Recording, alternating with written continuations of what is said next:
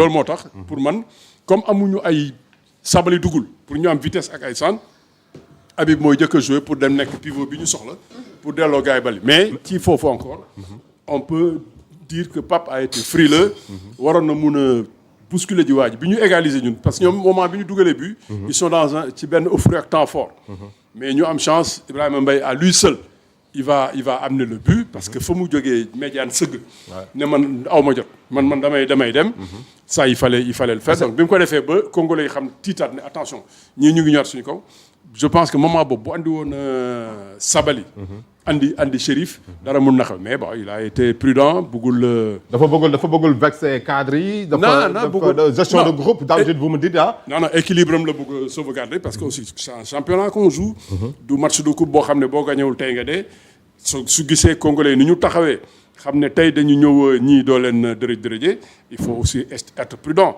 parce que jël risque yëpp dem à l'abordage ñu contre la gagné la loolu tamit faute professionnelle lay doon. mais contre Botswana doyen. xam nga boo testé benn affaire lan la mu jàll. dafa def changement. Sabaly dugg ak Chérif. ñu dugg rapidement. ñu dugal troisième but. Sabaly centré kee dugal. donc tey pourquoi opéré wul changement boobu. mais parce que. non ma ñëw. pourquoi opéré wul changement boobu c'est une première question. ci milieu de terrain bi. il amène Lamine Camara. foo xamante ni après bon xaw ma parce que y avait am na choix entre Pape Matar Sarr. bon Pathé Ciss moo ngi ci banc bi Pape Gueye il était dans son match. mais il a préféré amener Lamine Camara. dugalul Sabaly ak Chérif mu indi Habib Diallo ak Ibrahima. alors que fële bi mu ko defee contre Botswana jàlloon na. contre Botswana espace yi amoon na parce que ñooñu en défense foo jaar génn mais tey il faut aussi oser le dire waxoon naa leen fii ak Chancel Bemba Congo seen défense dinañu taxawaay bu dëgër donc espace yi amul pour preuve am Ibrahima Mbaye li mu accélère yëpp amul benn yoon bu mu jaar ci aile bi day xotti ci digg parce que ci aile bi defar na fa ay benn double marquage escalier boo xam ne kenn du fa jaar donc même foofu tu peux pas dire defoon naa changement bële contre Botswana moom laay defaat Sabaly bu ñëwoon tamit doon na jafeñ trop pour ñu mën a jaar ci couloir yi. mais benn moment peut-être on sentait que Sadio lu ñëw daf koy téye taxaw te moment bi dañ leen war a jëli ji. peut-être foofu la waroon mun a andi deret bu bees.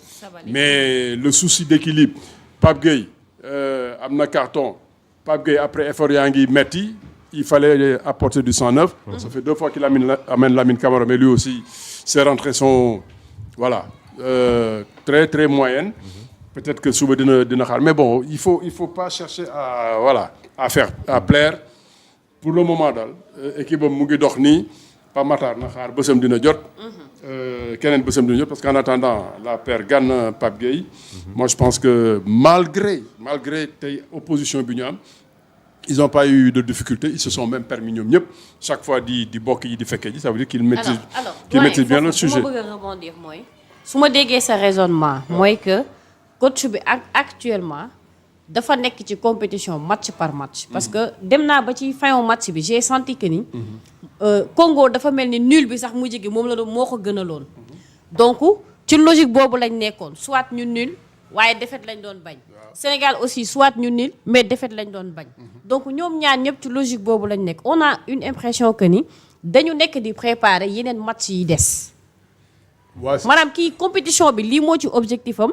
kii keneen ki compétition bi lii moo ci objectif am est-ce que loolu parfois dañ ko sentir ci coaching bi nga xamante ne Pape Thiaw mi ngi koy def.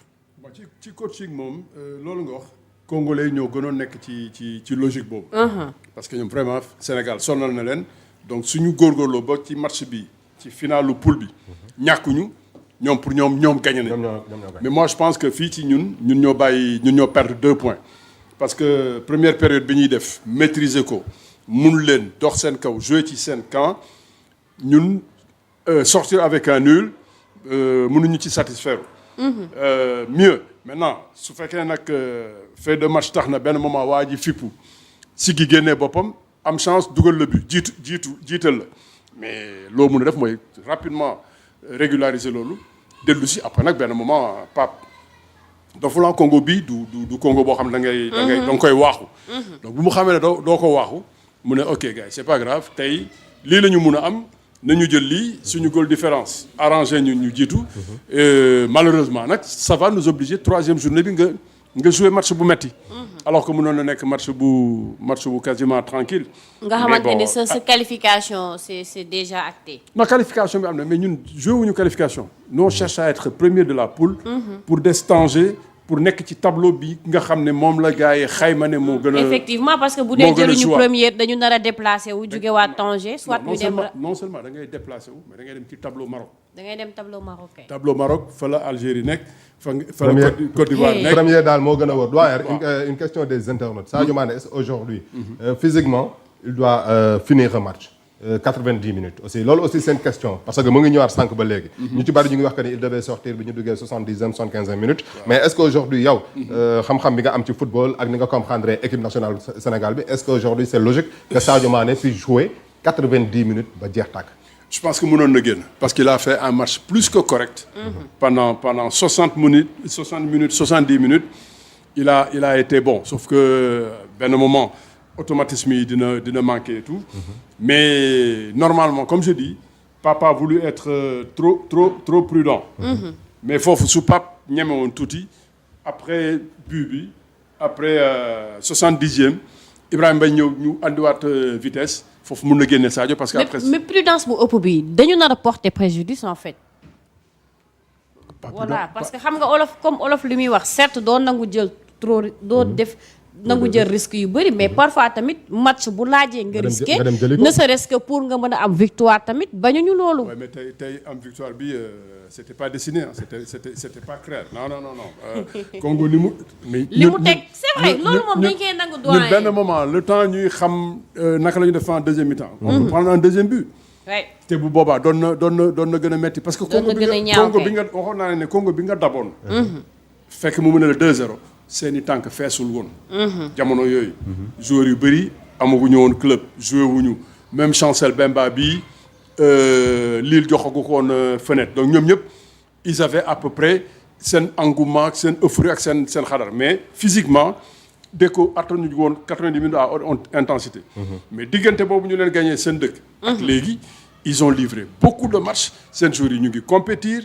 et je dis ci am ñoom dañu am chance ñun fi ñu doon ay matchs amicaux nga xam ne on joue un peu tranquille ñoom ñu ngi doon jouer ci benn tournoi de qualification boo xam ne Cameroun a ngi fa woon Nigéria ngi fa woon ba ñoom ñoo gagné ba am confiance su mun nañu ñëwaat sax bokk ci ñuy dem coupe du monde donc ñaari équipe yooyu bokkuñu donc tey soo ñëwee Pape parce que tam man soo ñëwee am mbër bi ngay bëreel nga ne kii du ma moromam maa ko mun nga ne ni bu ko song nga jékki-jékki mu jox la mu dóor la benn coup nga xaw a ter saa yi nga taxaw xool et puis il faut tamit sénégalais aussi kii am sénégalais nag dafa am benn mbir boo xam ne ñoom mun ñu supporter def ñoom nay dox rek te xam nga football parfois nag mu nekk sa bis parfois du nekk sa bis loolu aussi dañ ciy bàyyi xel tey bésu ñëpp la parce que on n'a pas perdu. waaw on n'a pas perdu mais malgré loolu yaa ngi gis. réseaux sociaux yi critiques yi commencé na. non bu ñu critiquer déjà li sax lii baax na piqûre de rappel yi baax na yenn saa. benn affaire nga xam ne kan bi doo dem rek parce que yaay Sénégal Ibrahima Mbaye PSG. Samba Ndiaye fële nangam da ngay dem rek jël coupe bi ñëw. mais doyen la une question aussi sérieuse doyen.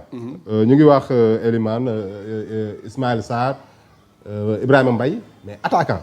dugal kat quoi. waaw benn comme genre efficacité Victor Osimhen xaw ma suñu jamonoy El Hadji Diouf je sais pas mais koo xamante ni daal équipe bu Sénégal aujourd'hui on a amené 3 ñoo xamante ne quoi Nicolas Jackson Habib Diallo et Chérif Ndiaye mais est-ce que jàpp nga ni Sénégal le problème d'attaquant est réglé wala on a toujours ce problème là efficacité bi moom jamonoy El Hadji Diouf doon woon dugal ay but autant que ñii Osimhen bi ngay wax fi mu nekk à part xeex ak xataraayu dugalul bi non c'est mais Alan non dama jóg léegi Alan ñëpp mënuñu nekk Alan. ñëpp mënuñu nekk Alan moom wala ñu nekk Mbappé. waaw mais foofu doyen terminus bi man chaque jour foofu laay wax terminus bi. marqué parce que compétition lañ nekk plus ngay marqué plus muy nekk sa avantage. waaw mais terminus bi au moins attaquant yi parce que su ngeen waxee attaquant vous parlez de Nicolas. mu ngi fekkee. mu ngi yeggali mu ngi mottali. Lui aussi il est en train de progresser d'apprendre. C'est pas encore am na daan naa dégg suñu benn mag bu nekk ci football bi grand Sayer Seck bu jàmbaar. daf lay wax attaquant avant-centre bu ñor. il faut que mu dem ba am ay 29 ans nga xam ne foofu expérience beeg yëpp lay boole. mais encore ils sont encore jeunes ils sont encore perfectibles. ñoom ñëpp ñu ngi jàng mun leen am na koo xam ne lu ñëw mu dugal ko ngeen di gagner 4-0 5-0. non pour le moment c'est bien. ñëpp suñu demee xoolaat vidéo yi. Nicolas tey li ñu ko doon doyee mooy góorgóorlu ba comme gars yi techniquement dañu gaaw aussi bien Iliman que Pape Gueye même Sadio. suñ la ko joxee nga teel ko delloo. uti jiwaat loolu la booy dox xaw ma lan tàpp toxu. tàpp toxu dem. ba pare changement bi muy gaaw. changement bi dafa yéex tey. bon changement moom loolu moom comme je dis Pape Thiaw moom moo xam. lan moo tax mu prudent. pour garder voilà ossature am équilibre am. bañ a jël trop de risques inconsidérés parce que lu mu métti aussi bloc bi taxaw nañ ñu ngi doon dékku congolais ñu ñuy harceler di ñu andil problème yu nekk. gis nañ Crépin dàq ji bal boo xam ne su dul woon sprinter. Piston Mayele rey nañu. donc ci fànn yooyu yëpp ñu ngi progresser ki ngeen doon wax Ismaël Jacobs. yaakaaruma ne balade nañ ko. même lii Mécha Eliak gaaw dafa obligé dem laxatu ji fële ci Crépin. Ismaël Jacobs oui il était dans ce match. Maintenant y en a qui parlent de renard de surface bon c'est vrai que loolu noonu yëpp xëy na Pape Thiaw il a compris et que dina ko travailler. ñu dem ci les notes des joueurs. effectif bi ak benn question. note bi match bi di ñëw contre Bénin la. donc foofu la ñuy jeexalee ñu nekk Bénin la voilà ñu nekk Bénin la pour la suite de la compétition. mais je pense c'est le 30. Le 30. Le 30 mardi mooy 30. mardi. dina en tout cas nañu ko joxe balaa. mardi 30 bala ñuy tàggatoo. mardi 30 ñu dem rapidement sur les notes des joueurs les tops et les flops doyen Assane. en commençant par gardien bi défense. Edouard. bon gardien bi moom on va juste lui donner une bonne moyenne 6 dina doy ci moom parce que sauvé na ñaari bal kay moom sauvé na ñaari bal yu metti mais encore man jusqu'à preuve du contraire. but bi man boole naa ko ci parce que bal ba da nga koy sécuriser da nga koy jàpp. donc aujourd'hui il va rester à 6. Ismaël Jacobs aura fait un match plus que sérieux et énormément de présence ci couloir bi. moom je pense que mun na dem 7. ok 7. Crépin a bien défendu. Il a été sérieux mais souvent su jëlee couloir am autant que la muy andi moom. yéex na transmettre yéex na nangam donc 6 maximum 6,50 dina ko doy. tonton Kalidou 7 tranquille ñaxate truand la mu ngi laaxatu ci ginnaaw gisuma ko benn mu dem xeexi ji ay duel waaw moom ku yeewu la fa muy méttee day yebal grand bi na ko demal geeral ma foofu donc moom 6 doy na ko Gana toujours égal à lui-même 6,5 7 Pape Gueye présent beaucoup d'activités malgré que arbitre bi pénalisé na ko di ko jox carton boo xam ne. détermination ak problème arbitrage dugg na bal bi la joué bu baax. lui il peut aussi être sur 6,57. Ismaël moom Ismaël 4 dina ko doy. Ismaël vraiment moom 4 doy na. Ismaël Sarr 4. 4 nga ko doon doyen tey moom 4 la doon def Ismaël Sarr. Iliman Ndiaye. Iliman 6,5. 6,5. Sadio Mané Nicolas Jackson. Sadio un bon 6,5 voire 7. avant muy sonn wax dëgg yàlla. la preuve intelligence tactique moo tax Ismaël Jacobs di noos. régulièrement dafay génn xajal ko kooku jël couloir bi et bal yi jaar ci moom yëpp delloo na ko justement. Jackson moom tey 5 lay am. waaw Jackson sax 5 bëri na. 5 bëri na de. tey bëri na Jackson 4 lay am 4,5 doy na. kon 4 lay am. mu ngi noonu. Ibrahima Mbaye mi dugg nag moom. Ibrahima Mbaye am di match côté Sénégal. Ibrahima Mbaye am di match côté Sénégal donc loolu mooy les notes de doyen Assane donc moom la jox équipe nationale coach Pape Thiaw ban note nga koy jox. Ouais, Pape, il est juste 5 sur 10. 5 sur 10. Ok. Il est frileux, Passable. il est trop moyen. Passable, waaw. Passable. Passable hein. Passable, Pape waaw. donc Pape il faut que nga tenir bii di loolu en ñëw bii di compte. ñëw mu fexe am assez bien. Rapidement donc ñu dem ci prochain match. ak situation groupe bi maa ngi koy wax sànq actuellement Sénégal malgré match nul bi donc toujours leader donc de cette groupe. groupe D topp ci ki nga xamante ne moom mooy RDC. beneen la ñu war a am beneen ba léegi toogagul. Non, am na victoire. am na victoire donc 3 points. Sénégal 4 points. moom mun na nekk ci meilleur troisième. meilleur troisième bi. mun na ci donc naka la Sénégal war a demee ci troisième et dernier match poule bi la contre le Bénin. léegi ñoom teg nañ seen bopp coono. match boobu il faudra que nga rey sa joué bopp ko pour nga rey sa gagner bopp gagner pour que première place bi bañ la échapper. impérativement une ça va victoire. se jouer à la même heure. Congo du jouer que Botswana. Botswana. Bon Botswana tey li ñu wone taxaw nañ bu baax sonal résister nañ ci beneen. parce que Botswana aussi il faut ngeen fàttali ne pour mu ñëw kan am na ñële la tere ñëw Botswana moo tere Cap-Vert ñëw. Cap-Vert ñëw waaye te Cap-Vert dem na mondial. bii dem coupe du monde. waaye. Botswana ci poulam moom moo ko teree génn. je pense daf ko gagné sax est-ce que gagné wu ko 2 fois. donc am nañ ay arguments. mais contre ñun c'était trop fort contre Bénin tey seetaan naa match bi Bénin ils n'auront pas marché dessus.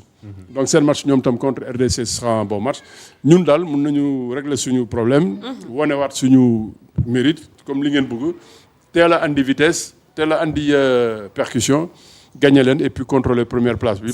pour mën a rester à temps. ban 11 la Pape Thiaw war a aligner face au Bénin. Alors, je pense que cette fois-ci, il faudra que vraiment mu réfléchir à 2 fois. Ismaël moom mu xaar. parce que apparemment pareegul su fekkoon ne sax match boo xam ne gagné woon nañ tey di jouer ji waat pour tourner équipe.